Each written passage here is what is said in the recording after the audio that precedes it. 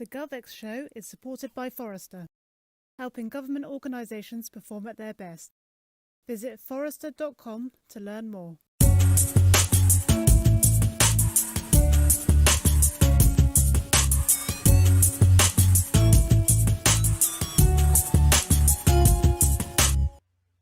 Hey, and welcome to another episode of the GovX Show. I'm Tim Coulthard, Community Director here at GovX Digital. And today's episode, I had the privilege of talking to Alexandra Salamis. She's a leadership coach based in Ottawa in Canada, and she works with a bunch of public sector leaders over in Canada on developing their skills, and particularly with emphasis on systems thinking. And that's what we're going to be talking about today with her. What does systems thinking actually mean? What are the misconceptions? How do we get better at it, and what are some of the benefits we can deliver in public sector organisations? Really interesting conversation, so let's jump straight in. So Alex, welcome to the GovX Show. It's a real pleasure to have you with us. The reason we sort of came to be talking today was we put out an infographic a couple of weeks back now, which was about sort of envisaging some of the qualities and characteristics and skills of the leader of the future. And you reached out with a couple of thoughts when you saw it, particularly around systems thinking. And so we connected online in the modern way and had a conversation. Thought let's tease some of this stuff out. So it's really a great pleasure to have you join us today. Thanks, Tim. Pleased to be here. Good stuff. Before we dive into some of these discussions around systems thinking, which I know you've got lots of thoughts around that, for people that don't know you, maybe you could just share a little bit about your sort of potted history and your biography to this point. Sure, Tim. I actually started my career in the public service at the municipal government level here in Ottawa, Canada. And I started as a social worker. And in the early 90s, still working for municipal government, I pivoted out of social work and started heading up a couple of transformation projects. And those projects were involved with tech development, process improvement, and change management, or the people side of change. And then late 90s, I had a wonderful opportunity to actually move to New Zealand. And I got to spend 2 years in New Zealand. And there I actually started to cut my consulting teeth working with the government of New Zealand. Okay. New Zealand was going through a tremendous change at that time. And I helped them redesign a couple of the departments in terms of how they were offering their services to citizens. So that was a really cool opportunity. Yeah. Came back, left New Zealand, came back to Ottawa, and started running my own consulting and coaching practice. And being in the nation's capital, I primarily work with the Canadian federal government and also the high-tech sector here. There's a rather large high-tech sector in Ottawa. And my practice consists of, I do a lot of change management work, a lot of leadership development, consulting and coaching. And my latest passion right now is I do a fair bit of what's called systemic team coaching. Okay. And that's all about working alongside leadership teams and helping them to become what I call more systemic in their approach to leading, managing work, and working with the stakeholders.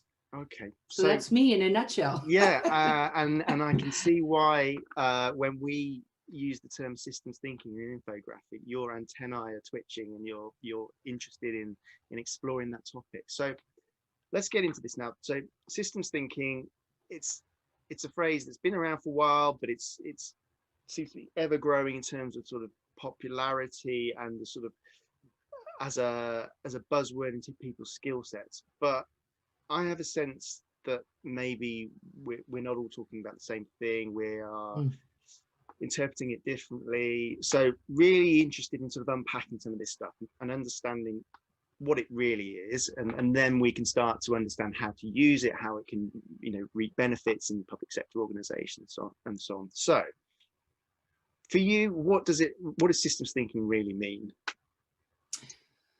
Yeah, and I think it's important to say for me, because you're absolutely Yeah. right. There's a lot of terms flying around, different terms. People have different ideas about things. And I think before we look at what systems thinking is, we have to start with understanding what is a system. And for me, a system is a set of interacting or connecting parts, and that it's organized in such a way so that it achieves something, whether it's a function or a purpose. And it's important to think of a system as both its individual parts and the product of how those parts interact. So if you think about it, we're all part of many systems, and there are different kinds of systems. So there are natural systems. So our bodies Mhm. are a natural system. Our homes, apartments are physical systems where we live. We can think of organizations, teams, even our families are what I would call human systems.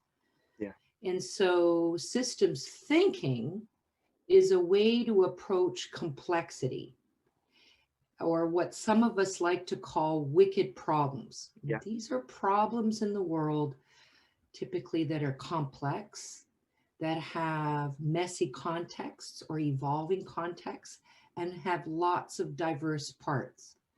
And so wicked problems require, in order to solve them, if you will, they require cross-cutting attention and action. Yeah. So a primo example of a wicked problem is the COVID-19 pandemic, right? Yeah. Wicked problem that is simultaneously, it's a health problem or a health crisis. There are political pieces to it, there are social pieces to it, and there are economic pieces to that. And the solution to wicked problems can only be found when we recognize that we are dealing with complex systems. Yeah. Okay.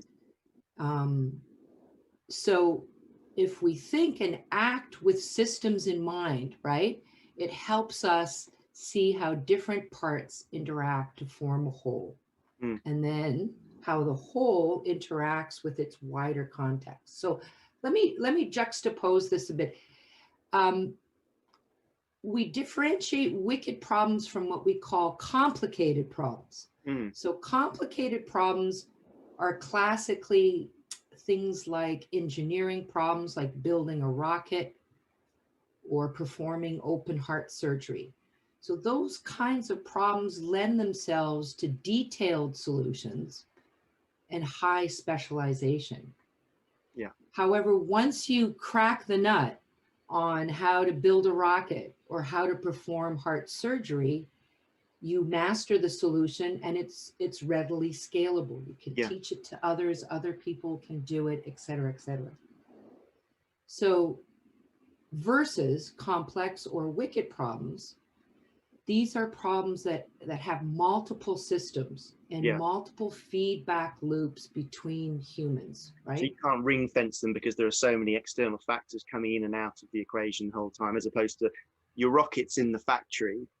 Yep. You've got your sterile environment and it's just you and the problem. There's not somebody going to come in and say, no, actually we want it to fly sideways or whatever. That's, if I can break the analogy apart that way. Okay, that's good. Yeah, absolutely. Absolutely. You know, so when you try and solve wicked problems, the problem keeps fighting back and changing. So again, you know, I encourage folks to think about the pandemic. Yeah. I think we've been kind of smacked in the face with a wicked problem that we're all having to deal with. Yep. I alluded to the idea there's sort of maybe a misunderstanding or misuse of the term. When people are, when you hear it maybe being used incorrectly, what are people thinking when they're getting it wrong, if that makes sense? I mean, it's hard to project and understand what's in somebody's head, but where are the kind of misconceptions around systems thinking, you feel? I think what drives a lot of misunderstanding or misuse, if you will, is that we're just not thinking in this way. You could argue that systems thinking is a paradigm shift in the way we address and tackle certain problems, like wicked problems. And I think that people become system thinkers because they start to discover that linear thinking doesn't answer wicked or complex problems. So for example, linear thinking is really cause and effect. Yeah. So if you think about it, when your car runs out of gas, your car stops. So your car stopped, that's the effect, and because it had no gas. Yeah. So if you put gas in again, your car will run. And linear thinking is really good at solving those kinds of problems. It's not to say that we don't need linear thinking, but our world and the issues, and particularly in public sector organizations, are trying to address.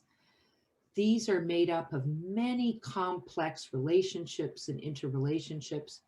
And, what systems thinking provides is a perspective that various components affect each other in various ways, and often in unexpected ways. Yeah. A great example of this, Tim, is the use of the pesticide DDT in the 1940s. It was used to kill mosquitoes, which on the surface was a great idea, right? But it led to a number of unanticipated side effects. So DDT also wiped out several species of mosquito-eating birds, for instance, and it also gave rise to DDT-resistant mosquitoes. And so over time, in some places, that dynamic made the mosquito problem even worse, if you can imagine. Yeah. So it's a complex way, and I think we misunderstand it because we live in a very action oriented, apprehend and fix world. And it can be the case that people become overawed with complexity, so they sort of retreat from it and look to solve the simpler problems. We all have a to-do list, and we know there's a big knotty problem over here, and then there's a thing that is going to take 5 minutes, and so sometimes you'll focus on that simpler task because it's easier than getting your head around the big problem. And I'm interested in sort of contextualizing this a bit in terms of in government, whether that's local government, central government, whether it's UK, Canada, what I suppose we all understand that government is dealing with very complex, ecosystems of society, economy, policy, and so on. And they have a lot of levers that they can pull potentially. But how does a public sector leader, sort of assuming they understand the theory of systems thinking, how do they then start to make it happen in terms of government? How can they deliver benefits in the public sector organization? Because if it's one person and then it's two people and so on, how does a government embed systems thinking in its behaviors and then start to reap the benefits? Right. So, to your point, let's assume that we decide to embark on a systems thinking approach to these very complex problems. I mean, so what does that look like on the ground, right? And so as in public sectors, there are a lot of different ministries, different agencies, there's fields of research, there's the citizenry. So it's really understanding, and we often talk about breaking down silos, right?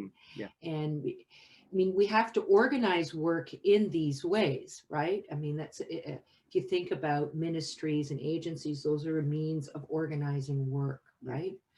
But we also have to understand that within each of those organizing silos, if you will, they only have part of the overall truth, right? And so I think what public sector needs to do, and particularly public sector leadership, is that they need to pull these siloed contributions together in order to organize an effective government response, whether it be a policy response or a delivery response to its citizenry.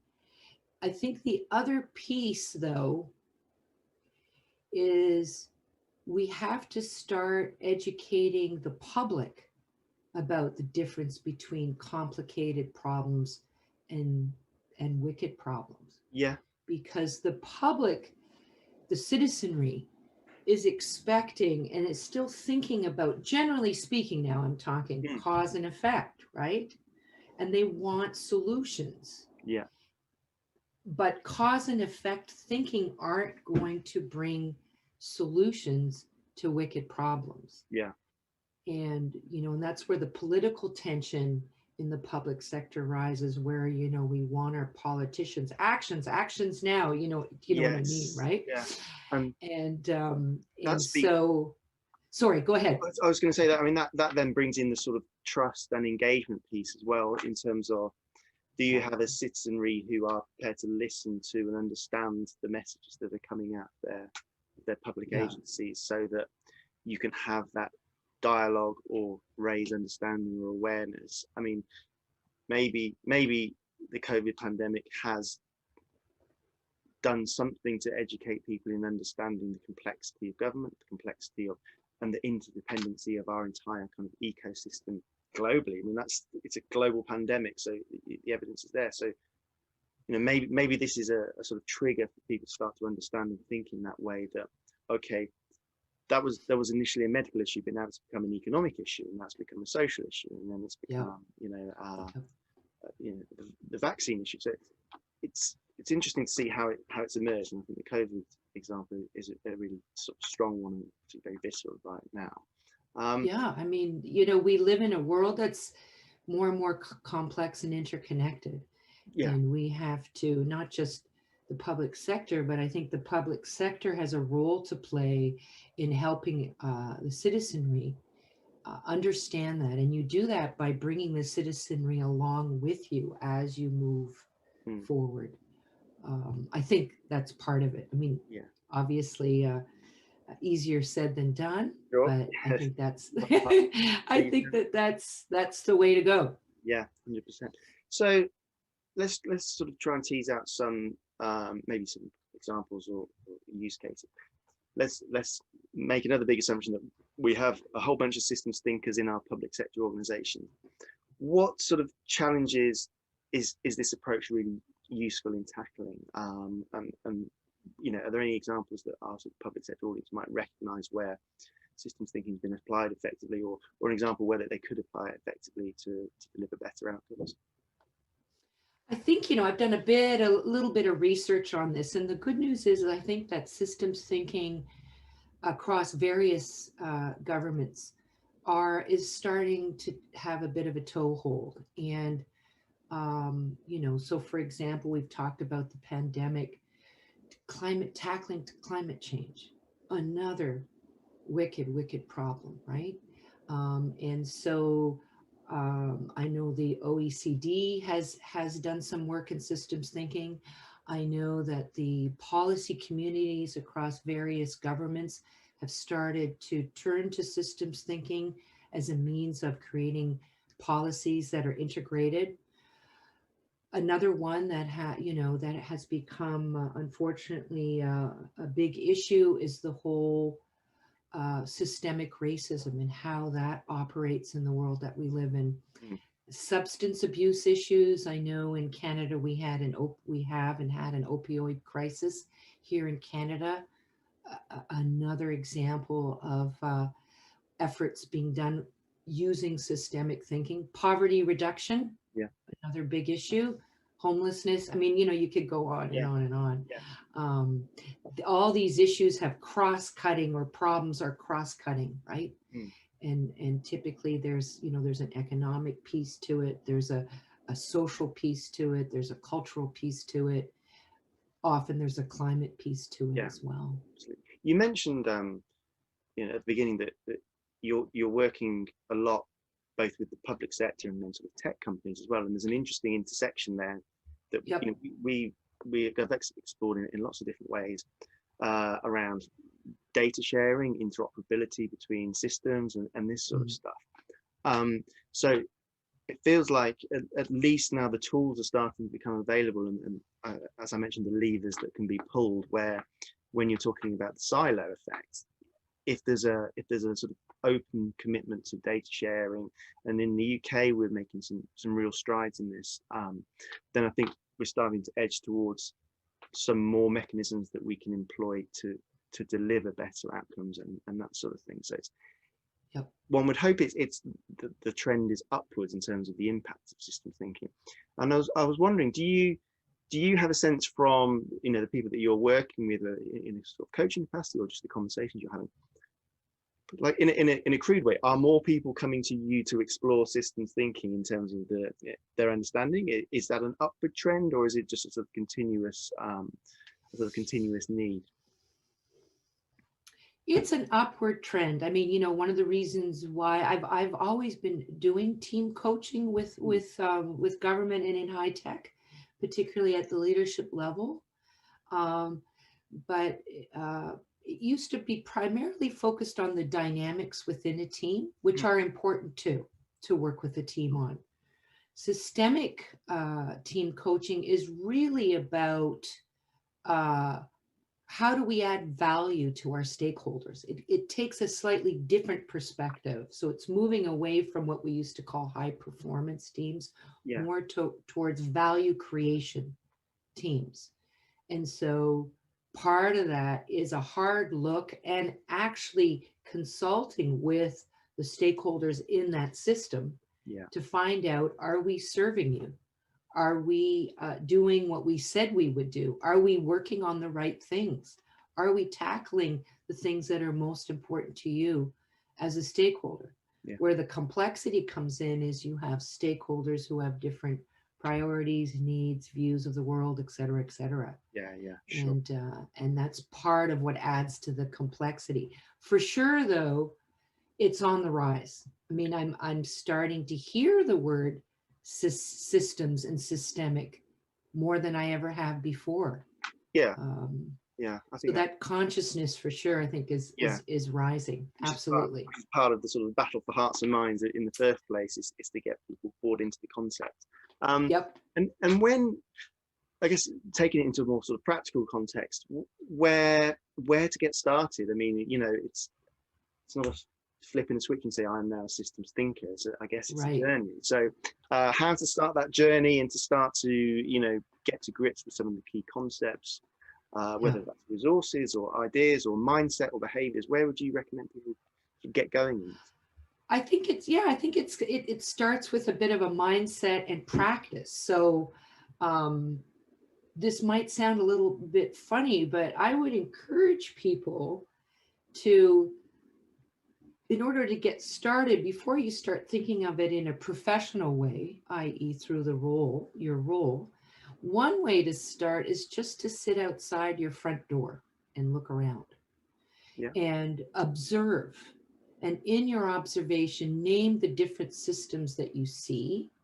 And of course, those that you can't see, but that are there. So for example, you sit outside, there's nature, there's climate, there's weather, there are cars, there are people, there are roads, traffic lights, there's sewer systems that you can't see, but are there.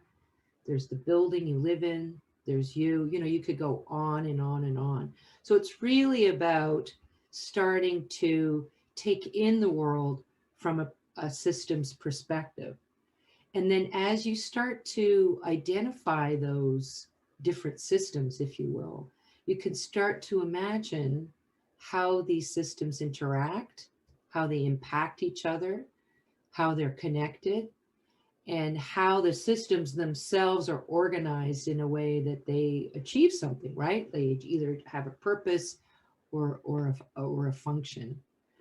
So I think it starts there. And then another sort of practical piece is to use a technique that I call systems mapping.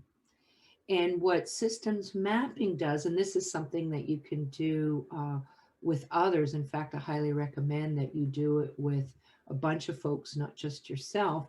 What that does is it helps explore and understand a wicked problem in its context. And I'm just really talking about identifying who's all involved in this wicked problem and in the context of the wicked problem. And it's really about identifying, and it by mapping a system, you start to figure out and understand the complexity, and you understand it without putting too much into the siloing, which tends to take us away from understanding wicked problems. So it helps folks to explore the complementary nature of different perspectives And most importantly, I think, is it starts to build a shared understanding amongst people who are have some sort of vested interest in fixing the problem or Yeah. in addressing the problem. Yeah, I guess this nobody's going to solve these kind of huge systemic problems on their own, are they? So, and it was interesting when you described that initial exercise of just sort of stepping outside and seeing what's around you. It's almost an element of mindfulness about that, in the sense of you're opening yourself up to seeing in things that are there all the time that you just ignore because you just take them for granted. You assume Yep. that's connected to that. Oh, the bus will run on time. My tap Yes. will push water out when I open it. So it's interesting that it begins with that sort of personal reflection before you then start to extend that out into a professional context, or bringing colleagues and peers into the process and that sort of thing. So yeah, it's good to understand that there's a very immediate step that you can take to make inroads in that respect. Yeah, and it gets you to see things in a different way, right? And to your point, it absolutely involves mindfulness. It's a little like going slow to go fast, it's that kind of thing. Like once you kind of get it, then you're on the road, right? So yeah, absolutely. 100%. And I'd like to also explore a sort of wider piece around this, because as you said, you're in a previous position where you work with leaders from different public sector organizations, and so you're having conversations, and you're sort of, I guess, you're seeing over a period of time the kinds of people who are in different roles. What's your sense now of, in this modern world that has complexity, that has technology, that has interrelationships, what kind of leaders do we need in government, in local government, in public sector bodies generally? Like what characteristics and behaviours and skills do you feel like, this is sort of going back to that piece that we first kind of met over, which is, what does it take to be an effective leader in the future, now and in the future? Yeah. What's your sense from your experience and the sort of the opportunities you've had to talk to different people? I mean, and it's one of the reasons why I think that team development or leadership team development is really important right now. I think one-on-one coaching is important, but I think team is important because I think in the public sector leaders need to distribute their leadership widely. And so I'm talking about a leadership that's more horizontal, across silos, boundary crossing leadership. And I think public sector leaders need to be allowed to step back from the system that they're in, that they are accountable or responsible for, and need to be able to take a wider view, right? And in thinking about uh, what is it they're trying to achieve in relation to that bigger picture.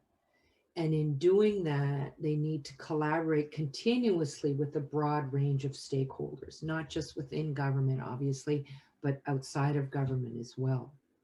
So in order to do that, I think that what I'll call systems leaders, they need to be strategic, they need to be collaborative, they need to be able to listen, like really listen.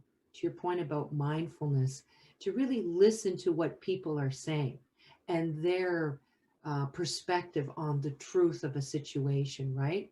Need to be humble in order to do that. Need to be, I would say, self-reflective and courageous. This is not easy. It's difficult. And they need to be inspiring about setting that course. Yeah. And I think that they need to see themselves as leaders in a system rather than the leader of a system. That's an important shift. And I think they need to galvanize each other as leaders and leave their ego at the door. There's no room for ego in this approach. No, 100%. Yeah.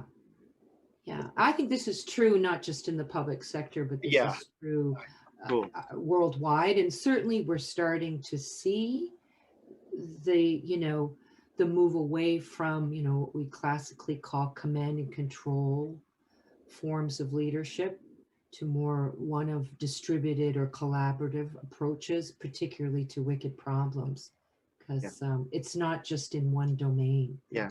I suppose the tools and the systems and the structures of the past are not going to be fit for purpose in the present and the future, where the world is changing and is volatile, and the problems are so complex and draw on so many different sort of macro factors.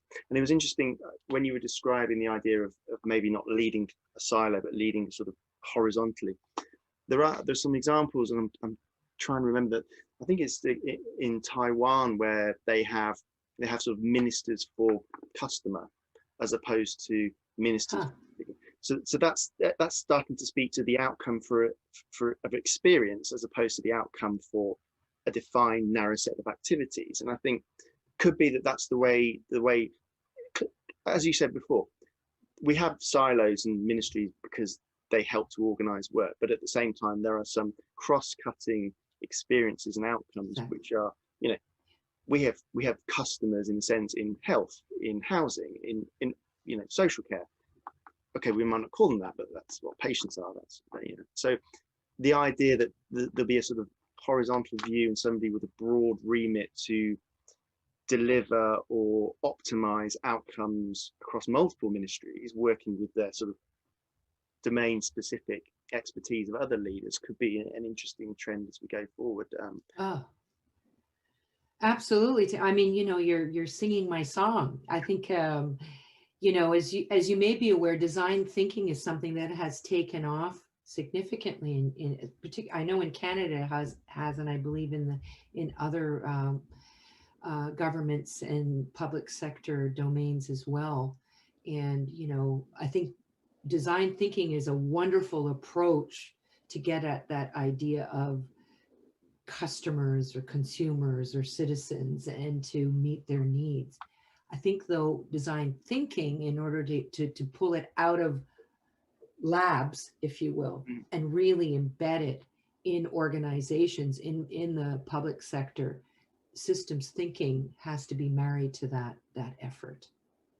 Because in a lot of ways, a lot of the structures that have been developed in government fly in the face of systems thinking, right? And so systems thinking can help to reorganize that or dismantle those things that are not in the service or serving us well in government and in cracking these wicked problems that we have in the world. So yeah, absolutely. So I mean, I think it's a great place to sort of start to wrap things up.